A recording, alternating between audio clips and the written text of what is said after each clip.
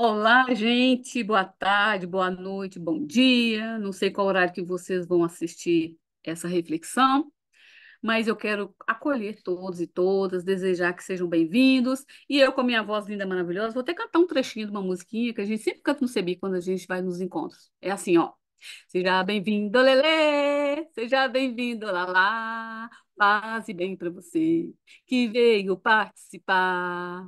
Paz e bem para você que veio participar. Agora diga se eu não mereço ser cantora.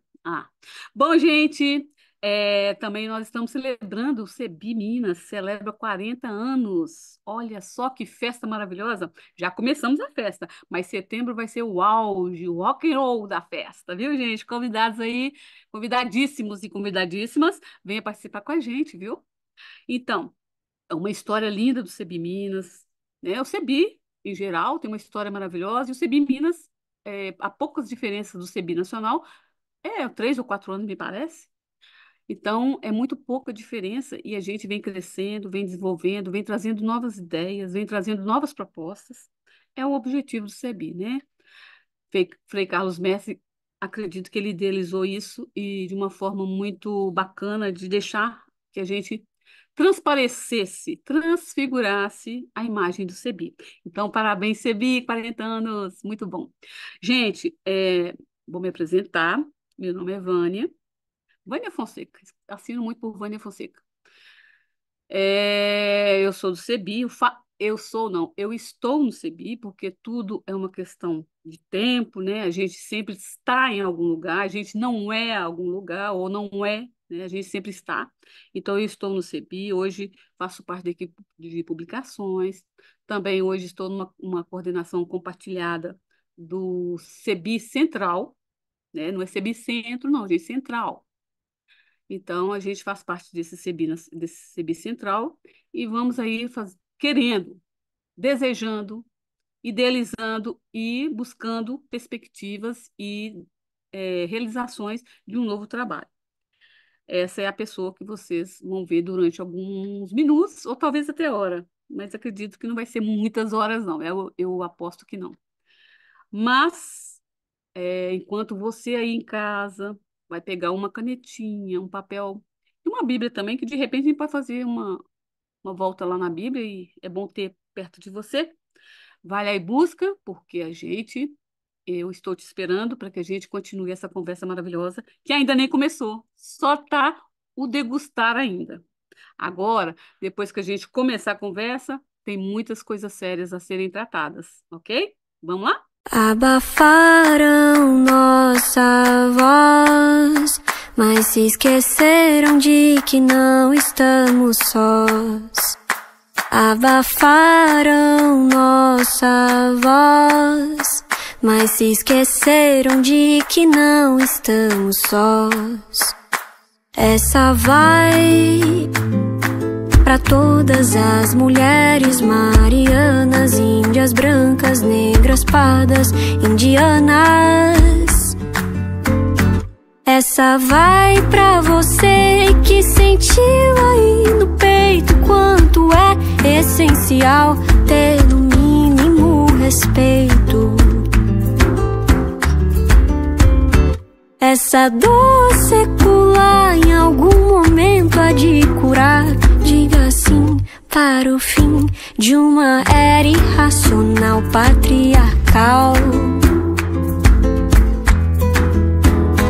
Abafaram nossa voz, mas se esqueceram de que não estamos sós.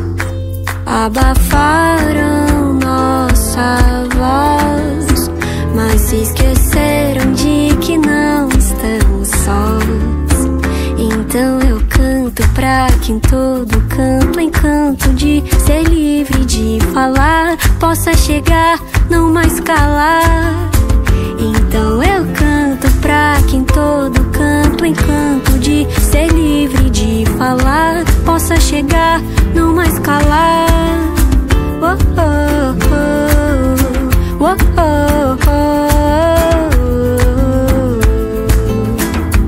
oh, oh, oh,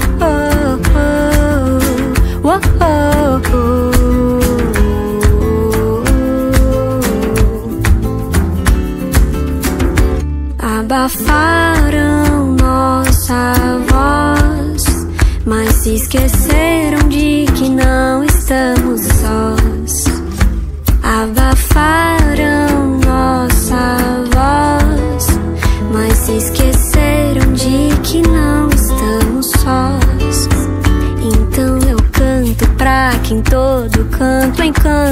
de ser livre, de falar, possa chegar, não mais calar. Então eu canto pra que em todo canto, encanto de ser livre, de falar, possa chegar, não mais calar. Pois é, gente. Então, eu quero falar para vocês de uma do tema do texto bíblico que nós escolhemos para fazer.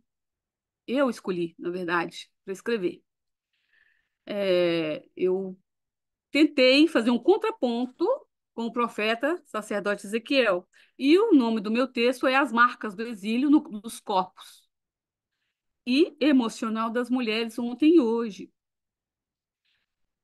A gente tenta fazer aqui uma releitura dos capítulos 16 e 23 do livro de Ezequiel. Ah, vocês já ouviram falar do profeta Ezequiel? Nossa, fala que ele é um profeta lindo, né? Pode até ser. Mas ele era tão amargo. Vocês vão ver por quê. Vou mostrar.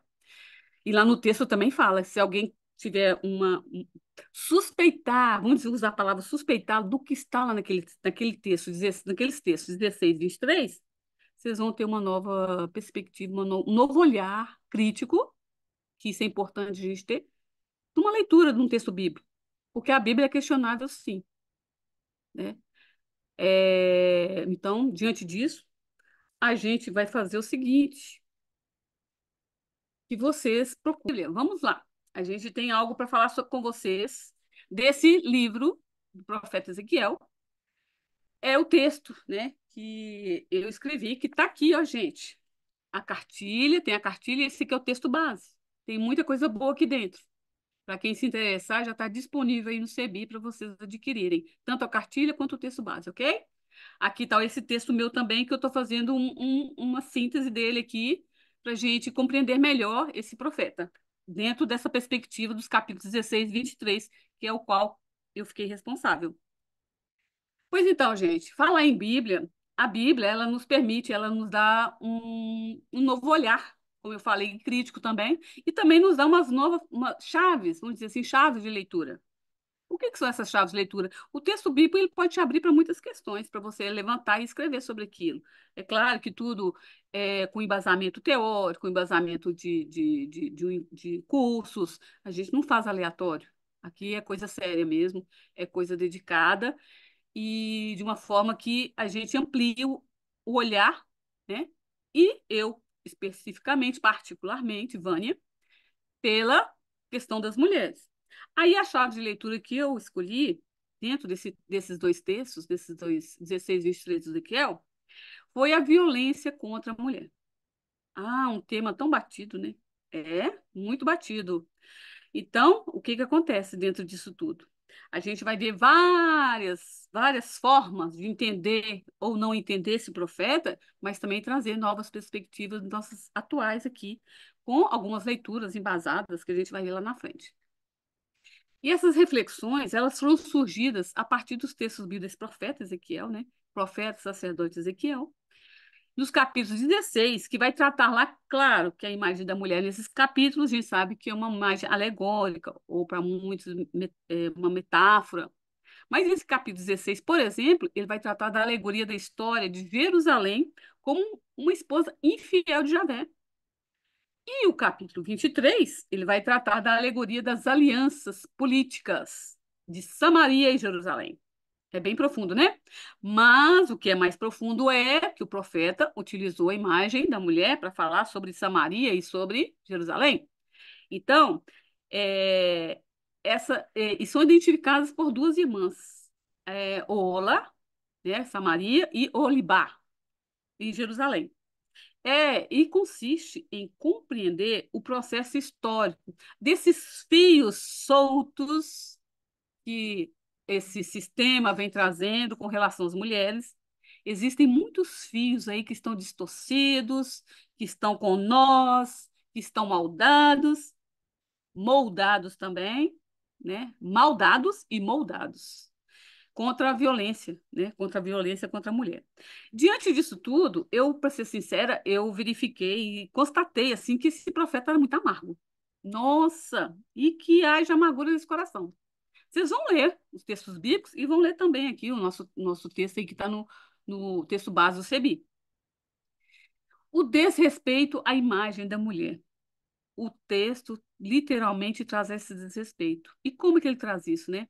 Essa profecia amarga do profeta, ele vem trazendo arrogância, ele traz malícia, as palavras maliciosas. Quantas vezes, né, mulheres dentro de casa não ouviram palavras maliciosas dos seus maridos para poder julgá-las, para poder jogá-las lá embaixo, né, é, sem estima, sem vontade de ser mulher, sem vontade de fazer as coisas.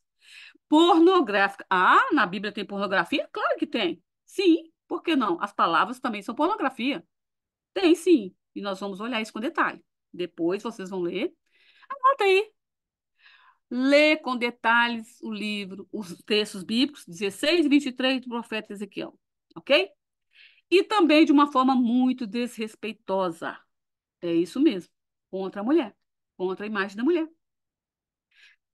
Dentro disso, que a perspectiva que nós escolhemos, a chave bíblica para estudar isso, foi a violência contra a mulher. Então, as violências, eu vou tentar trazer três, né? Três formas, que é a moral, a corporal e a psicológica. Quem já não ouviu falar dessas violências? E para potencializar mais essa violência, né, que surge e que já acontece e surge nos nossos dias, alguns doutores da igreja trouxeram umas pérolas, sabe, gente? Pérolas, algumas frases que estão aí estigmatizadas e que trazem a relação para colaborar, para justificar a violência contra a mulher. Algumas frases, só para vocês verem se realmente vale a pena. São algumas pessoas consideradas doutores da igreja. E isso vem para justificar e potencializar a violência contra a mulher, ok? Então vamos lá. Olha só que preciosidade que Santo Agostinho traz. Ele foi bispo, teólogo, filósofo, né? E foi considerado também doutor da Igreja Católica, tá? As mulheres estejam sempre a serviço do homem, pois nada mais justo, o mesmo, o menos dotado que esteja a serviço do mais dotado. Olha que interessante. Ó, o homem é superdotado. Ele é mais dotado que a mulher é a menos dotada. Anota essa perguntinha aí. Onde que eu estou? Onde que eu sou menos dotada? O Tertuliano também lá vai falar assim: a mulher é a porta, gente, do inferno. Alguém conhece o inferno? É por meio da mulher que o diabo. Olha, eu já ouvi tanto essa frase, essa palavra, diabo, Satanás. Não é assim que a gente. E a mulher é um diabo, viu, gente? O Tertuliano está dizendo que ela provoca o homem, ela atinge o homem. Atinge o homem. É uma arma? Atingir? É alvo? Anota essas perguntinhas aí. Tomás de Aquino também foi um teólogo italiano. A mulher é uma simples incubadora, não possuindo um papel ativo na procriação. Puxa vida! Ai, mães, refletem sobre isso? Reflete sobre essa frase? O que que ela está trazendo hoje? Ah, falar em trazer hoje, nós temos uma PL aí, está circulando aí, né? Que a menina é mãe, uma menina de 12 anos. Ah, ela foi estrupada, ela é obrigada a ter o filho. Além de ter sido estrupada, uma violência corporal, moral, psicológica, também social, uma série de coisas. Ela também, ela é obrigada a ter o filho do estuprador. Olha, gente, anota aí. Eu estou sendo conivente com isso? Com essa realidade? Ou se engravidou, tem que ter o filho até o fim, porque Deus quer assim. Aí nós temos que questionar que Deus é esse, né, gente? Será que é o Deus do profeta? O Deus do palácio? Vamos pensar nisso. E a mulher, ela é corrompida em intelecto. Nossa, nós somos burras. Essa doeu também. Além de não poder ter um papel ativo na procriação, e a gente sabe que isso é provado, né?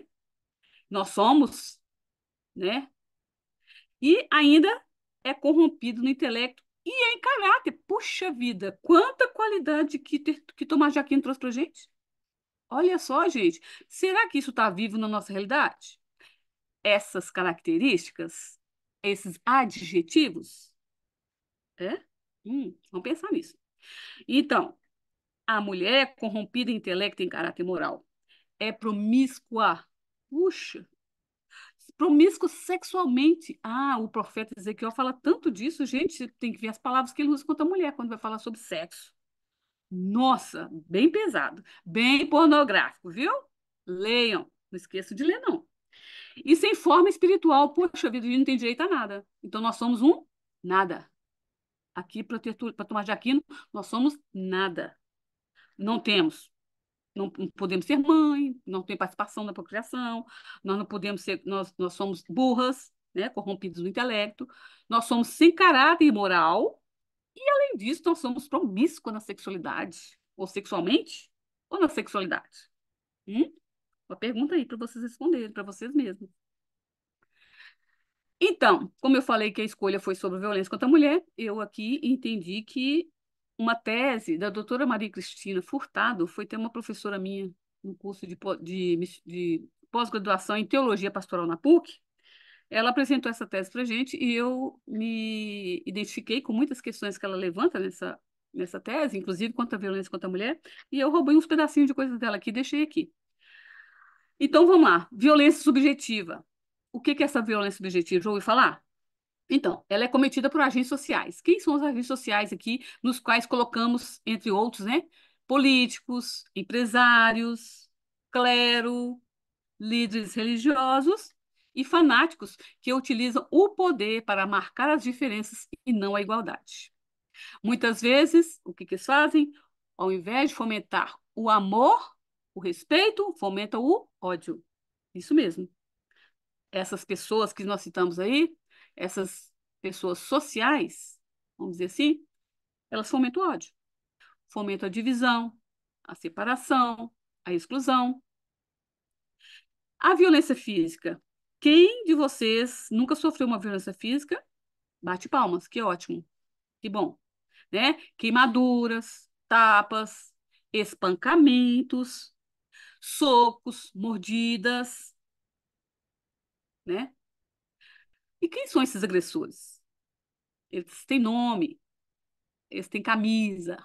São homens, maridos, namorados, amantes, podendo deixar marcas corporais pelo resto da vida, ou até terminar, né, eliminando a vida, que é o feminicídio. Que, se a gente for olhar a estatística, o Brasil está tá no ranking do quinto lugar no mundo, né, de violência contra a mulher. E imagine vocês o quanto de feminicídio não acontece em segundos, minutos.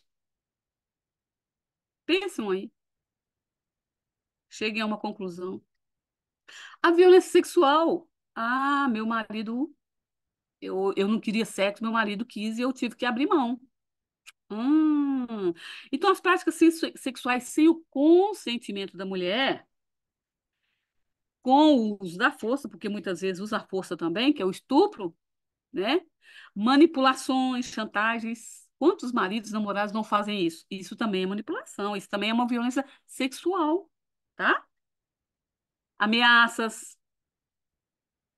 Alguma de vocês já ouviram isso? Já passaram por essa situação? E vocês acham normal? Cuidado com essa palavra, o que que é normal, hein, gente? Essa palavra é arrebatadora. Violência emocional e psicológica. Poxa vida. Então, muitos se acham na tentativa de controlar as ações, crenças e decisões da mulher por intimidações, manipulações e ameaças. A elas ou às filhas, as suas filhas também passam por isso. É, o pai faz ameaça, o irmão faz ameaça, o namorado faz ameaça, o marido, o patrão, o empregador, né? Para obter o que deseja. Olha só isso aqui, ó. O que deseja. O profeta Ezequiel queria muitas coisas, desejava muito, muitas coisas, mas nem tudo pôde estar nas mãos dele. O violador, ele é capaz de isolar você da família. Alguém já passou por isso? Você já foi impedida de visitar seu pai, sua mãe, seus irmãos, por causa que seu marido não quis deixar você ir? Ou o namorado? Você não vai porque eu quero que você não vai, né? Dos amigos. Ah, você não pode ter amigo, não. Você é casada. De jeito nenhum. Negar-lhe carinho, né? Porque quando o homem quer, ele consegue o que ele quer. Agora, quando você quer um carinho, isso te é negado. Anota essa perguntinha aí. Quantas vezes eu abri mão pelo meu marido e não por mim? Pelos meus desejos e não pelos dele. O violador ele é capaz de isolar você da família, dos amigos, negar carinho, impedir de trabalhar. Quem é que não foi impedir de trabalhar? Não, mulher minha não trabalha, eu dou tudo. Eu te dou joia. Lá o profeta Ezequiel fala isso, que ela ganhou joias raríssimas, festas, ela sobressaiu no mundo, mas traiu, ela foi infiel. Olha que pergunta, né? Então, gente, são esses atos de agressividade e hostilidade tão grandes que eles podem influenciar na motivação, na autoimagem e na autoestima feminina.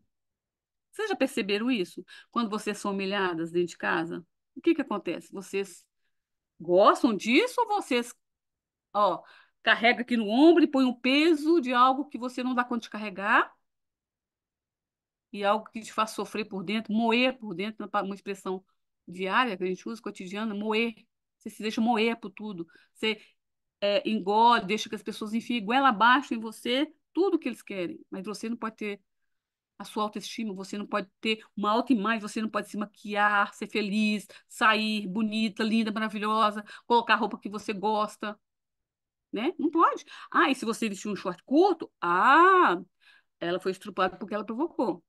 Ela é um short que ela tá andando. E tem muitas mulheres que nós mesmos conseguimos apontar o dedo umas para as outras e falar isso, tá, gente? Pensa isso aí. Será que nós estamos sendo companheiros uma das outras? E lembrando, gente, que o sistema patriarcal capitalista, para ele é vantagem, sabe o quê? Ó, separar nós mulheres, porque nós temos muito isso aqui. Ao contrário do que do tertuliano, que nós somos sem caráter e sem intelecto, ah, nós unidas somos muito mais fortes, tá? Anota aí. Como que eu posso integrar a algum grupo, algum movimento, ou na minha própria casa, na minha família, como alguém que tem um senso crítico e vou apontar a realidade para as pessoas, que eu vou ter coragem de falar para minha filha, para minha irmã, para minha cunhada, para minha prima, para minha comadre, seja quem for. Você tem esse senso crítico, você pode criar esse senso crítico e pode mudar totalmente essa realidade, porque o sistema quer que nos separemos, mas nós unidas somos mais. Lembre-se disso, tá? Anota aí. Juntas, pensamos melhor, decidimos melhor, nos ajudamos mais, somos mais colaboradoras e outras coisas que vocês vão achando pela frente. A violência patrimonial, o que que é? O que seria isso? Então, muitas vezes a mulher briga com o homem, né? E aí, o que que acontece? Ela quer separar, mas ela se sente obrigada a ficar porque ela não tem uma condição financeira. Ah, por quê? Porque lá atrás falou que não pode trabalhar. Será que ele já está prevendo isso? Que um dia, se ela me deixar, ela vai ter que ficar porque ela não pode trabalhar. Ela não consegue conseguir isso, ela não consegue ser uma pessoa de sucesso no mercado de trabalho, ela não consegue se superar, ela não consegue ter sua renda própria, né? Então, através dessa retenção, né, eles retêm os objetos, documentos. Quantos documentos não são escondidos para você não sair de casa? Fotos, gente, quantas fotos pessoais coisas suas, coisas que você tem estima. Ah, foi minha mãe que me deu. Ele faz retenção daquilo e guarda, você não quer nem saber, ou guarda, ou queima, ou rasga, faz o que quiser, né? Bens e valores também que você tem, né? Quantas vezes isso tudo é desviado de uma forma tão desumana, tão desrespeitosa? Quebrar móveis, ixi, eu acho que eu já vi isso em algumas casas lá perto de casa. Rasgar documentos, né? Ferir animais, gente, outro dia eu vi isso. Eu fiquei assim, apática. Eu fiquei abismada. A pessoa feriu um cachorrinho tão lindo. Não é pelo cachorrinho lindo, mas é pelo o animal. O que que o animal tem, assim como nós temos, que sempre querem nos ferir? Pensamos nisso aí. Bloquear bens, né? Se você tem uma conta bancária conjunta, por exemplo, vai lá e bloqueia, pronto, você não tem mais dinheiro.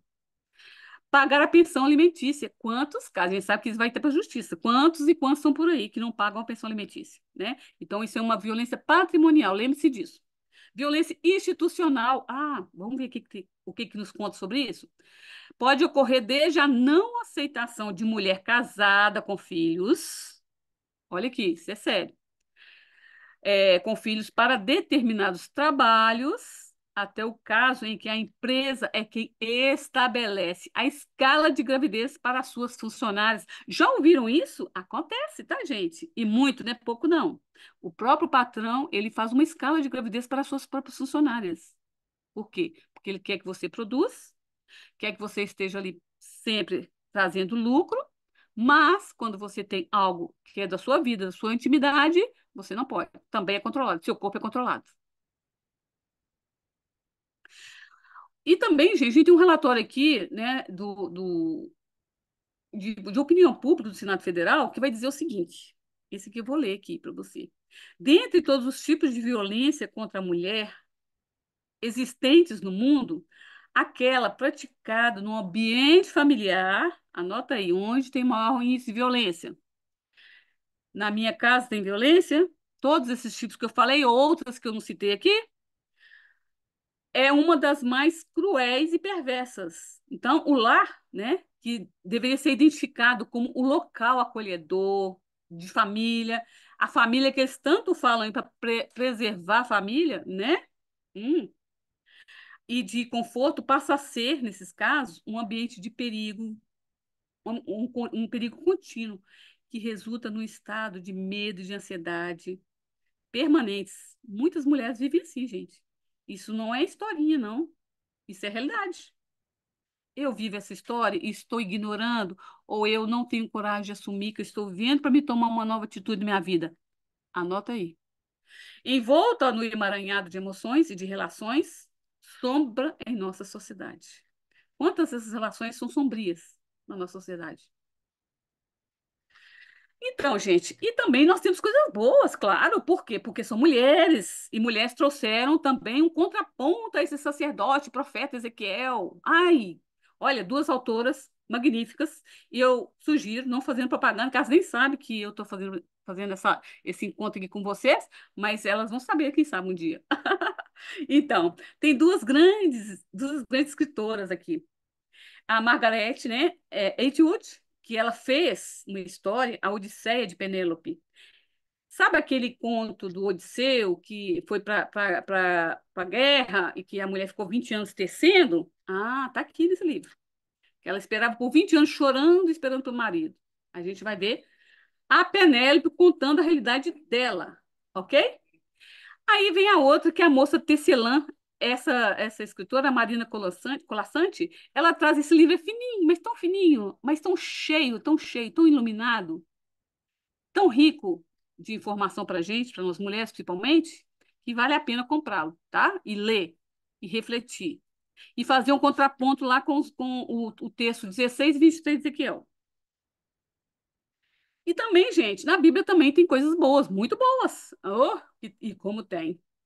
Aí, o profeta Ezequiel também, versus o terceiro Isaías, que é um livro do profeta Isaías, ele também vem, o profeta Isaías, ele vem mostrar também essa mesma figura da mulher em Jerusalém, tão linda, tão maravilhosa, que vocês vão encantar. Por que que um denigre, não vou usar essa palavra não, por que que um totalmente oprime, colocam uma maquiagem numa situação, enquanto que o outro coloca palavras bonitas e o texto bonito. E tá lá na Bíblia, para refletir mesmo, né? Então a gente também faz um versus aqui, Ezequiel versus terceiro Isaías. Então, começando com o terceiro Isaías, a gente vai ver que esse livro, né, o terceiro Isaías, ele tem como objetivo, esse texto, de incentivar a comunidade que retornou da Babilônia, né? O profeta Ezequiel também estava na Babilônia, no exílio babilônico, né? Ele foi levado para o exílio. Então, independente do período, que o período é depois da Babilônia, esse texto bíblico aqui, mas independe, o que a gente vai resgatar é a memória disso, é a mensagem iluminadora. Então, ele vai trazer para a gente uma imagem muito importante, né, que vai irradiar esse texto, que é lindo, né? Ele exprime de uma forma tão bonita, Javé, que é Deus, chamado na Bíblia, né, Javé é Deus, né? Ele, diante de Jerusalém, ele vai falar assim que ali, Jerusalém, a mulher que está como uma alegoria ou como uma metáfora, ele assume um papel materno, né? O que que é o papel materno, né? Aquele papel que consola, que ama, que alimenta, que sustenta, que representa a mulher, cidade, né? Que é Jerusalém, e representa a mulher também, é uma característica da mãe, daquela que estava que está inapropriada para a procriação, é a mesma que a alimenta e ama. E no livro Ezequiel também, ele assume um papel assim paterno, aquele papel não dizendo que pais, né? Aqui a gente está fazendo uma relação com o livro e de como que vem essa visão do materno e paterno. Então, ele é totalmente controlador, autoritário, vingativo e totalmente imperialista. Por que imperialista? Porque ele está dentro do palácio, ele está no poder. E quem está no poder faz o quê? Oprime, controla, né? Então, algumas palavras do texto desse profeta Isaías, né, que podem sustentar a realidade distorcida do profeta Ezequiel. Então, eu trouxe algumas palavras bem fortes, bem bonitas. Anota aí depois. Consulta essas palavras, leia no texto com sabor, saboreie essas palavras, para ver se a gente consegue, assim, trazer para nós, mulheres, essa beleza, né, do fartez. Aí ele vai falar das mamas fartas, né, fartez. Deleiteis, mamareis, vereis. Só verbos, né, gente? O Deus aqui é presente, é aqui e agora. Não é vamos lá fazer, não é aqui. O Deus está agindo aqui. O profeta, o Deus, no profeta Isaías, o Javé, está agindo aqui agora, né? Consola, abundância. Olha que bonito, a palavra abundância. Aqui ela envolve tudo, tá, gente? Abundância não é só financeiro, não. A abundância ela tem uma expressividade muito grande que ela vai envolver tudo o que é bom na vida humana. Tudo o que o Deus libertador idealizou e desceu para ouvir o clamor do povo e caminhou com esse povo, porque ele salvou e libertou. São palavras libertadoras. Paz. A gente fala tanto de paz hoje, mas é aquela paz que você deita e dorme tranquilo. Não é essa paz, não. Tem muitas formas de avaliar essa paz, tá? Glória. A glória que não é do poder, não, né? Aquele que a gente só glória, glória a Jesus, glória, glória a Deus. Não é esse glória, não. Torrente que transborda. Olha que bonito, gente. Torrente que transborda. Então, o amor é muito. É muito. Amor é muito. Braços, né? O que que o braço faz? A mãe com o braço, ela colhe, ela abraça, ela carrega, ela protege, né? Essas são palavras do profeta do terceiro Isaías lá, que vai trazer para a gente esse ânimo, animar a alma. Acalentarão erva tenra, olha que bonito. Vocês vão ver tudo isso no texto lá, no livrinho. Vou mostrar de novo aqui o livrinho para vocês. Olha esse aqui, ó. Esse livrinho é o texto base do CEBI. Tem coisas muito boas aqui dentro. É um livro para ler, reler e fazer questionamentos também, buscar respostas. E se não tiver, continuar lendo outras questões, outros livros, outras referências, tá bom? Seguindo. Então, aquelas literaturas contemporâneas que eu falei da Penélope, né? A Odisseia de Penélope e aqui a profecia de Ezequiel. Agora nós vamos fazer o verso, nós fizemos lá do terceiro Isaías. Agora aquelas literaturas. Então, gente, a Odisseia de Homero, vocês já ouviram falar, é uma literatura clássica, antiga, né? E ela relata ali a guerra do cavalo de Troia, vocês já devem ter ouvido. E Homero, no livro da Elizabeth Whitwell, ele está como Odisseu. Então, ele vai para uma viagem, ele parte, né, para a viagem, para defender Helena, na casa que é prima de Penélope, No livro fala dessa Elizabeth, que ela vai dar um contraponto, né, a essa história, porque a própria Penélope, entre aspas, né, ela vai contar a história póstumas, né? Lembra aquele livro Memórias Póstumas de Brás Cubas? Aqui a Penélope vai contar, ela já tinha morrido, então a Elizabeth Whitworth, ela quer trazer isso para a realidade, uma história que a mulher, como resistência, ela quis contar o seu lado. E é o que nós devemos fazer. Nós temos que contar o nosso lado da história. Nós temos que gritar a nossa realidade, tá? Então, assim, a protagonista, ela conta a sua história e não permitiu que fosse a única versão, né? Essa de Odisseu, de Homero, que vai contar que ele viajou, que foi para a guerra, ele era casado com ela, e ela ficou 20 anos tecendo, fazendo tear, né? Então, ela permite que isso não seja a única versão. É o que nós temos que permitir na nossa vida, não deixar que o que a história conta, o que a história relata, seja a única versão. Nós temos que ler essas histórias nas entrelinhas. A Bíblia nós temos que ler entre linhas, porque ali tem muitas coisas que não estão falando, mas a gente tem que compreender o contexto para a gente entender que as mulheres também estão nas entrelinhas, fazendo a sua denúncia, fazendo a sua profecia. Lá no livro de Ezequiel também tinha, tá? Mas está em outro capítulo. Segundo fontes pesquisadas pela autora Margaret Atwood, então essa história foi recontada. Então, após a sua morte, a Penélope, ela relata todos os movimentos de sua vida, os seus desejos, a sua coragem e a sua resistência. Anote no seu caderninho agora. Como que eu posso transformar a minha realidade a partir de uma perspectiva bíblica e a partir da vida com um olhar crítico, um olhar aguçado, um olhar de entender por que eles estão escrevendo isso. Eu devo ver diferente, ok? Então, ela vai contar o seguinte, a Penélope no livro. E a Penélope, gente, é importante a gente dizer que ela era do palácio. Então, aqui é uma história de uma mulher do palácio. E tinha 12 escravas. Mas a Penélope, mesmo ela sendo do palácio, ela quis escrever sua história. Porque a gente sabe que a gente pensa, porque quem está no poder, quem está rico, mora no palácio, quem mora não sei onde, né? Não tem violência, não é excluída? Tem sim, tá? E ela tenta mostrar isso. É claro que ela tinha um outro ritmo de vida bem diferente das escravas, né? Mas ela também tenta mostrar esse lado. É interessante ler também esse livro. Não estou divulgando, como eu disse, não estou fazendo propaganda para ninguém. Eu estou fazendo porque foi onde eu encontrei inspiração para me trazer para vocês essa reflexão. Então, primeiro prêmio, uma semana ela ouve, né? Antes ela estava. Mentira. A Odisseia de Penélope, ela traz à tona o abuso e a violência contra as mulheres.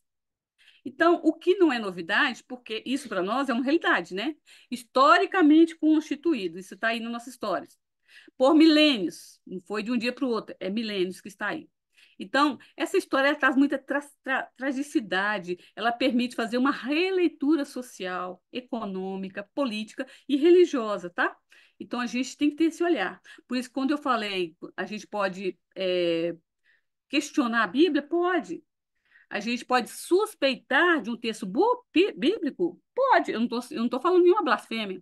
Por quê? Porque o texto bíblico também, ele nos abre a questionamentos, ele nos abre a fazer uma releitura, a entender o que realmente o contexto queria dizer, tá? É nisso que eu falo. Então, a gente tem que perceber isso.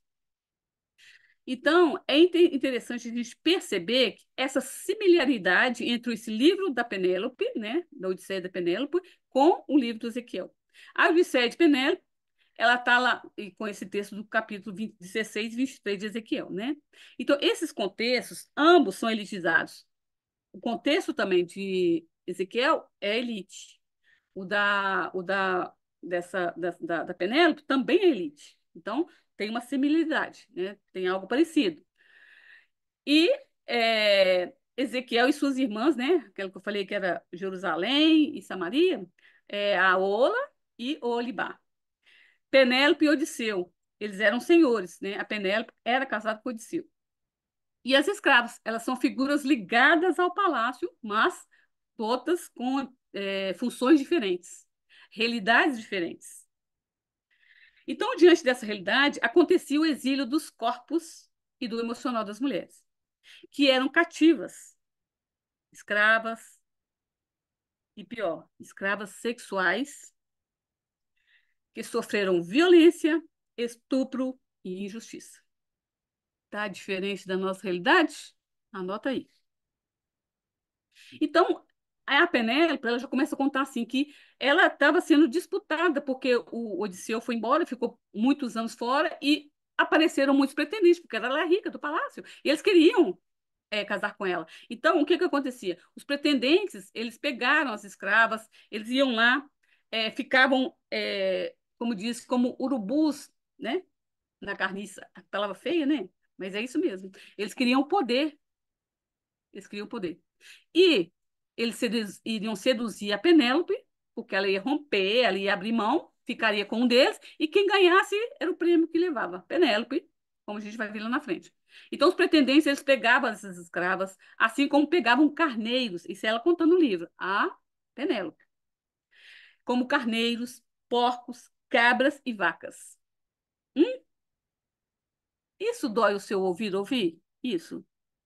Ou melhor, a escutar isso. Então, certamente pensavam que elas não eram nada, ninguém. É um animal qualquer. Para que que eu vou ter carinho? Para que que eu vou seduzir, ter um romantismo, um carinho? E na empresa, para que que eu vou ter o cuidado de ouvi-la no seu ponto de vista, de respeitar o que ela pensa, né? Tá aí as perguntas. Então, os casamentos eram arranjados tanto no palácio quanto lá no livro da Penélope também. E nos textos bíblicos também, a gente percebe que os casamentos eram arranjados, né? Eram casamentos que é, quem detinha poder escolhia quem eles queriam. Então, o texto bíblico do capítulo 16 do Ezequiel, ele já inicia difamando Jerusalém como esposa adúltera. Anota aí, está em 16, 2, 5. Ezequiel 16, 2, 5. Então, ele já começa falando da amante, não, a esposa como adúltera. Ele é casado, era esposa. Então, ele já fala que ele já começa a chamá-la de prostituta. Agora, gente, outra coisa também, anota aí. Qual a diferença entre prostituta e prostituída? É importante saber isso. Surge a fase dos amores, né? Toda fase exige aquele namoro, o enamoramento, a conquista, né? Então, no texto bíblico, sempre concilia a ideia de esposo, que é o povo, com Deus, né? Assim como o Novo Testamento concilia essa imagem de Cristo, né, com a igreja. A esposa é a igreja, Cristo, o esposo é o Cristo, né? E nós somos a esposa. A igreja, nós que eu falei, a igreja. Então surge a fase dos amores, do namoramento, da conquista, né? Então, para Jerusalém. Então, essa tutela, esse juramento, esse compromisso, ele é quebrado, né? Essa aliança, ela quebra em um determinado momento. Aí passa a ser posse, ao invés de ser essa relação comprometida, essa relação companheira, ela passa a ser senhorio, senhor, né? Então, em Ezequiel 16:8, anota aí, 16:8.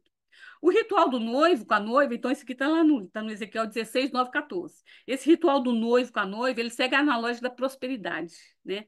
E o uso da beleza, a mulher bonita, né? Lá no palácio também tem a mulher bonita, né? Idealizada, a lógica da prosperidade.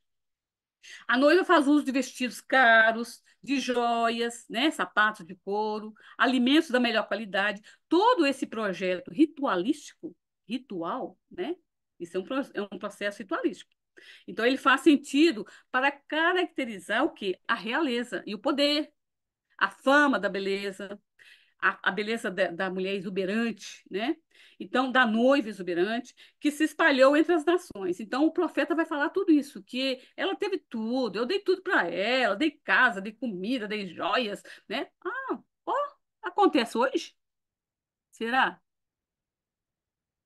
Então, gente, na literatura, ela conta assim, a Penélope, que meu casamento foi arranjado, ela não se refere ao vestido de noiva, nem às flores, nem ao banquete, perere, perere. Ela refere ao coito que ela sofre. Então, ali existe uma violência, né? Então, esses arranjos, eles eram natural. da nobreza. Mas o que ela vem dizer é o seguinte, que só pessoas importantes casavam, por isso fiança. E ali no mais ocorriam coitos de vários tipos: sedução, violação, casos amorosos ou encontros de uma noite com deuses que se diziam pastores ou pastoras, que se apresentavam como pastores. Olha aqui, ó, pessoas que se usavam como Deus para usurpar, para violar, para estuprar. Eu acho que eu tenho ouvido tantos casos que está acontecendo assim. Será que é engano meu? Será que eu estou equivocada? Anota aí para você fazer uma pesquisa para ver se é isso mesmo que está acontecendo na nossa realidade. Então, o rei Icário, que é o pai dela, né, da Penélope, ele conservava o antigo costume de promover torneios, né? Aqueles que a pessoa era colocada como troféu. E ela foi colocada como esse troféu, né? E então, com isso, ele obtinha riquezas por meio desse casamento. Aí ela conta, né, que era taças de ouro, tigelas de prata, cavalos, mantos, escravos. Isso tudo o pai adquiria a partir do momento que se fazia esse pacto, né, esse troféu, né, com a filha, esse torneio para que a filha casasse com alguém para ele obter essa riqueza. É. Então, ela vai falar também que na traição, na fidelidade, tudo isso acontecia, que recai sobre a mulher. E chega, né? E esse casamento, lá em Ezequiel, também chegou ao fim. Por quê? Porque quando ele fala da esposa adúltera, ali da infiel, o casamento acabou. Então, a esposa infiel, que é Jerusalém, ele considera como prostituta. E se prostitui... Olha ele falando, ó. Ele, que eu falo, gente, não é né? A gente falou o profeta, mas a gente sabe que por trás disso tem uma história, uma realidade. Ali são várias situações num ambiente. Então, por isso que é importante a gente conhecer o contexto. O Ezequiel não era uma pessoa, né? Um ser só. Era, né, um grupo ali, vamos dizer assim. Assim como os evangelistas, né? Então, a esposa infiel, aí o seu comportamento é despudorado, também saciado. Então, ele coloca assim, que ela é prostituta, que ela se prostitui com vários povos, que ela está profanando a sua moral, que ela está exibindo o seu corpo. Isso tudo ele fala no livro, tá? Tá lá em Ezequiel, nós vamos falar bem devagarinho para vocês escreverem isso aí. Ezequiel 16, 23, 29. Ezequiel 16, 23, 29. Então, na literatura, a gente está fazendo um contraponto, né? Então, essa altura, eu devo comentar diversas calúnias, ela falando, né? Perigosas que circulavam, a Penólia falando que circulavam nos últimos 2 ou 3 mil anos, que esse livro é bem antigo, tá? Esse livro do Homero, porque a nova versão ele é atual. Então, são histórias totalmente inverídicas. É a Penélope contando isso. Então, ela vai falar que as acusações dizem respeito à minha conduta sexual. Até ela, que era do palácio, ela também teve a sua conduta violada. Nas versões mais infamantes, constam que ela falando, que eu teria deitado com todos os pretendentes, um após o outro, mais de uma centena, poxa vida, né? E dado à luz o grande Deus Pan. Então, quem poderia acreditar num relato tão monstruoso? Está lá na página 93 desse livro da Penélope. Então, isso tudo a gente traz para fazer o contraponto aí com o Ezequiel. O que ele fala, no livro também tem, mas tem uma história diferente no final, no relato, né? E o julgamento? Aí a gente vai falar o que que é julgamento. Como tinha as 12 escravas, elas foram mortas na história de Penélope, elas foram mortas pelo filho da Penélope, Odisseu, o Talêmaco. Ele mata as 12 escravas, enforca as 12 escravas. Por quê? Porque elas desobedeceram o pai. Ficaram com outros rapazes, que elas queriam ter uma vida normal, uma vida que pudesse ter uma relação com quem elas achassem que poderia ter. E aí ele mata todas elas. E aí, por ele matar todas elas, elas vão atrás, elas vão requerer a justiça, porque elas foram mortas, mas sem ter um julgamento. E ninguém foi julgado. Todo mundo ficou livre. Ai, quem matou ficou livre, quem estuprou ficou livre, quem abusou ficou livre, e elas foram mortas como castigo. E a justiça? Como é que fica, né? Então, Jerusalém é culpada também lá em Ezequiel, e também está em Gênesis, né? É culpada e se torna pior do que Sodoma. Então, assim, é um comparativo também que a gente traz para dizer para vocês que tudo na Bíblia também tem uma ligação, tem um fio, tem aqueles fios que se passam, como eu falo, como a gente pode dizer, eu falo também que são os nós que vão travando na história. E no livro texto, no texto bíblico não é diferente. Também tem esses travamentos. Também tem aquela capa que tampa aquela coxa de retalhos e que tem um forro por baixo e que por trás daquele forro tem muitas histórias que não são contadas, tá? Então, essas irmãs, Ooli e Olibá, elas não têm a liberdade de se defenderem lá no livro de Ezequiel. Elas não conseguem se defender. Porque depois de ter passado por toda aquela humilhação, né, que a gente falou que elas foram condenadas, prostitutas, e, enfim, várias palavras. E prostituta, gente, eu não trouxe esse tema para esse texto, porque também era um texto que valia muito a pena a gente falar. Tá? Mas eu escolhi, como no início eu falei, a chave de leitura a violência contra a mulher. Mas nada impede que futuramente a gente olhe isso com um coraçãozinho mais frio, para a gente poder relatar essa questão também da prostituição na Bíblia, ou da prostituída. A gente pensa isso. Então, não tem a liberdade de se defender. Então, na literatura, as escravas são julgadas, elas gritam por justiça. Então, nas entrelinhas, tem que gritar por justiça. Tem que ter um ponto forte no livro, para que. E esse é um ponto forte no livro, porque a Penélope quis mostrar, mesmo ela sendo do palácio, que elas queriam justiça. Né? Então a gente pode perguntar: será que houve justiça no julgamento das 12 escravas? Será que há justiça no tratamento hoje com as mulheres? Será que vai haver justiça numa PL que querem introduzir para que meninas sejam mães? Anota essas palavras, essas perguntas para você responder depois. Como eu disse, nós não temos respostas, mas a gente traz provocações. E isso é importante. E você deve fazer muitas provocações para você mesmo. Então, nesse avesso da história da Bíblia, do profeta Ezequiel, também do livro desse Isaías e agora da Penélope, nós vamos trazer a Maria Colassante, que é a moça tecelã. A Maria Colassante, ela dialoga com simplicidade e sabedoria essa realidade.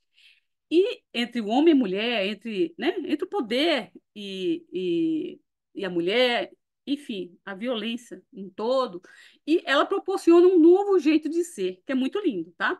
É um livro que vale muito a pena. Um livrinho, eu vou chamar até de um livrinho bem fininho, mas que você lê assim, em 10 minutinhos, olha se você consegue ler. Mas você lê e deve voltar várias vezes para você perceber os pontos que essa autora, a Maria Colassante, ela quis trazer para a gente.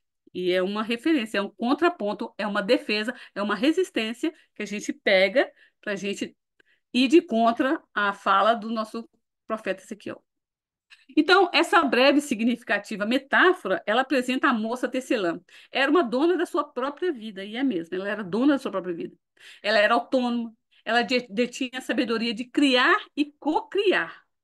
Lá naquelas palavras que ficaram que resgataram dos nossos teólogos da igreja, fala que a mulher não tinha procriação, né? Aqui, procriação, aqui fala que ela tem a sabedoria de criar e cocriar.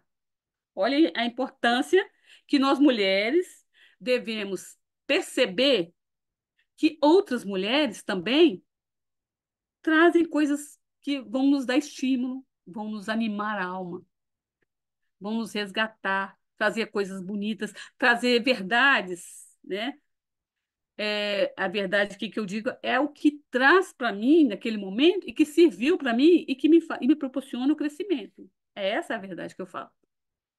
Então, ela sabia o que queria e o que não queria também. Então, ela perpassa pelo viés do contraditório e do desafio que se estabelece na sociedade sob o domínio patriarcal. Esse livrinho tão fininho traz tudo isso aqui.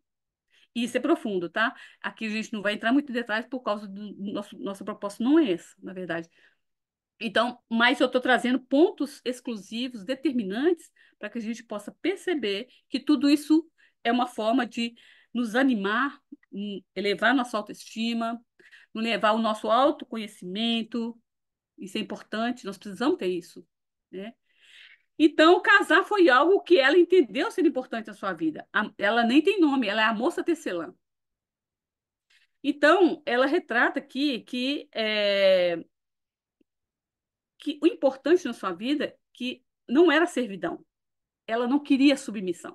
Então, ela entende que Casar foi algo que ela entendeu ser importante em sua vida, mas diante da servidão, da submissão e do autoritarismo do marido, que lá está bem explícito isso, escolheu pela vida simples e descomplicada na sua pequena casa, onde o sol fez morada. Olha que bonito. Na sua pequena casa, onde o sol fez morada. Aqui a gente não vai adeter ou deter falar de casa, né? A sua pequena casa. Onde está a sua pequena casa? Onde faz morada em você? E ela conta que o marido, quando ela casou, ela queria casar, então ela inicia assim, todos os dias ela tece um pouquinho, ela levanta, ela tece os passarinhos, né? Ela vai tecendo os passarinhos, tece a árvore, tece o rio, tece a natureza. A janela dela dá para o sol, que o sol brilha o dia inteiro na casinha dela. Então, ela vai falando isso, que ela vai tecendo. Aí, um dia, ela entende que ela precisa de alguém, aí ela vai tecendo, aí vai falando no livro que ela tece o chapéu, tece o rosto, tece o corpo, tece o sapato, até essas características ela coloca no livro, que é muito lindo. E ela coloca assim, e ele vem, ela começa a viver bem, tudo legal, aí vem aquela parte. Ó, submissão, o compromisso, a aliança que antes feita é hoje uma aliança voltada para o eu. Não existe mais companheira, não existe mais é, vida ativa de duas pessoas que se querem bem, que se amam e que podem gerar filhos.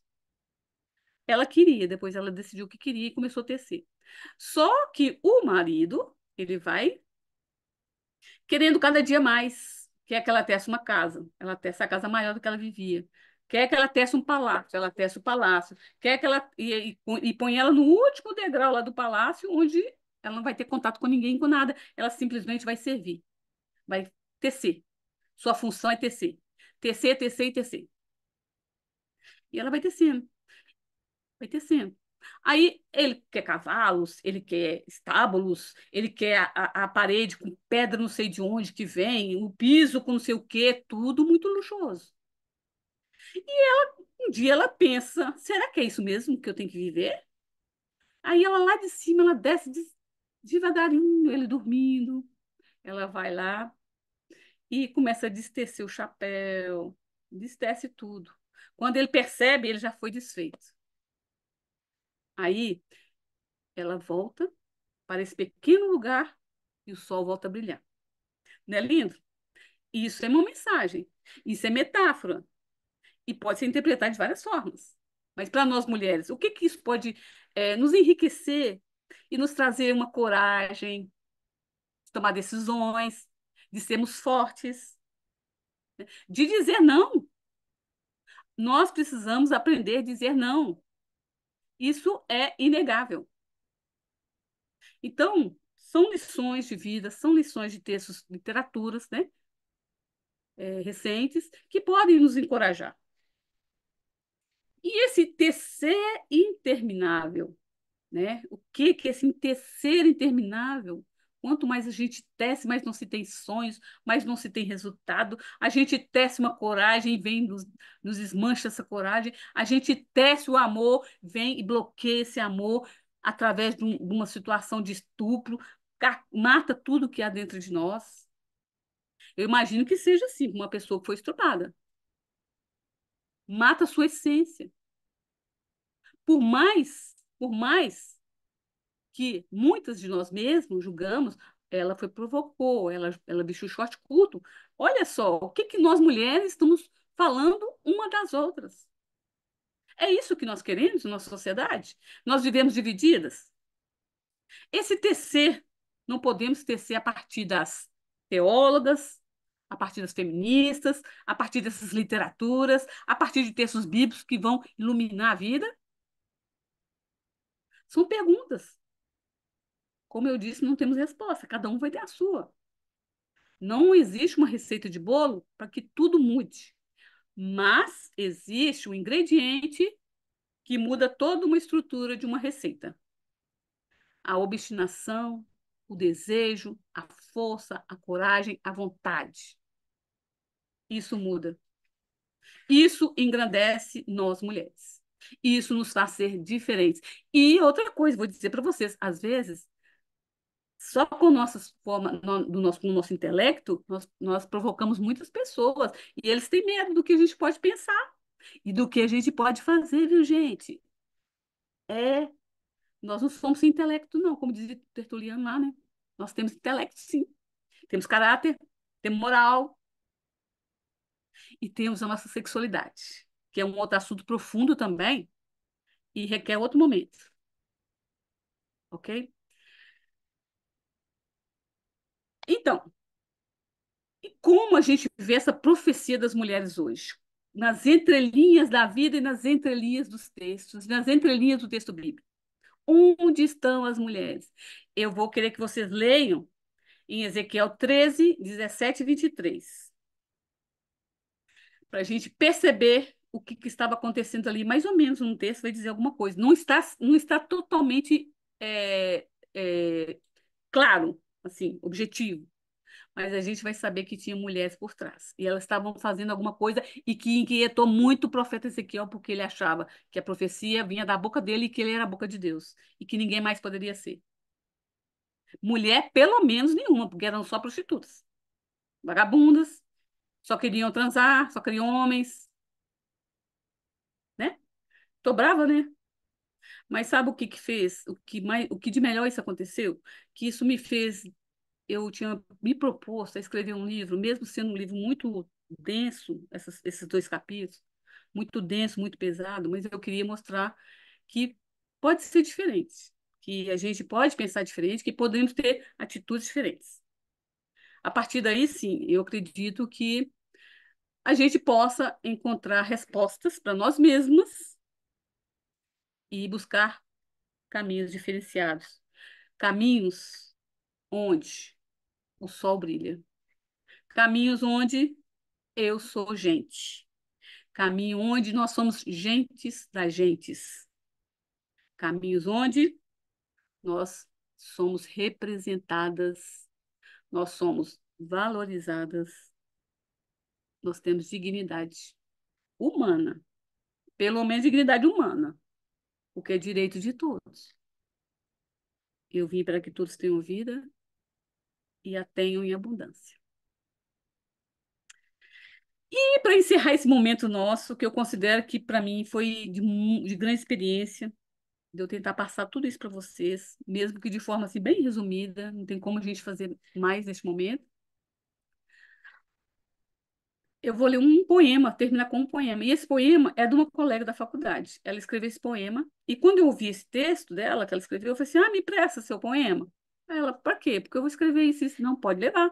Aí tá aqui a referência, né? Esse poema é do livro Esculturas do Tempo, é a Caravana 2021, chama-se Fios Soltos. No avesso do vestido, tem um vestido que não vemos. No avesso das palavras, tem palavras que não dizemos. No avesso do sorriso, tem o esboço que se desenha. Olha a poesia. No avesso da ação, tem a intenção. Lembra aqueles fios que eu falei que está todo emaranhado com nós, desvirtuados? Então, no avesso da ação, tem a intenção. No avesso do homem, o alinhavo. Aqui, nós não podemos permitir que esse alinhavo seja feito por um homem. Isso eu estou dizendo, não está no texto, não. No avesso da mulher, o fio solto. Nós estamos com o fio solto, mas o sopro da rua nos move, nos movimenta. Esse também não está aqui no poema que eu estou dizendo. E no avesso tem um arremate que os olhos não podem ver e o coração pode sentir? Anota essa pergunta. Então, aqui fica a minha gratidão. Eu agradeço de coração e espero ter contribuído com algo na vida de vocês. Paz e luz. Muito obrigada.